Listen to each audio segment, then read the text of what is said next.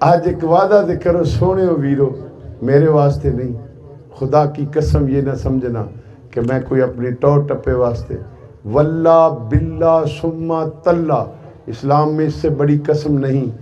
میں چاہتا ہوں میرے نبی کا صدقہ، خدا نے مجھے دین کی راہ پہ چلایا ہے، تو جو آپ آئے ہو اگر میری بات آپ کی سمجھ میں آ جائے گی تو شاید آپ کی بھی بگڑی بن جائے۔ آج کے بعد نماز نہیں چھوڑیں گے، ہاتھ اٹھاؤ۔ آج کے بعد نماز نہیں چھوڑیں گے، آج کے بعد جھوٹ نہیں بولیں گے، آج کے بعد کسی کی ماں بہن بیٹی کی طرح بری نگاہ نہیں کریں گے، کسی کی بیٹی کو اپنی بیٹی سمجھیں گے، کسی کی ماں بہن بیٹی کو برے میسج نہیں کریں گے۔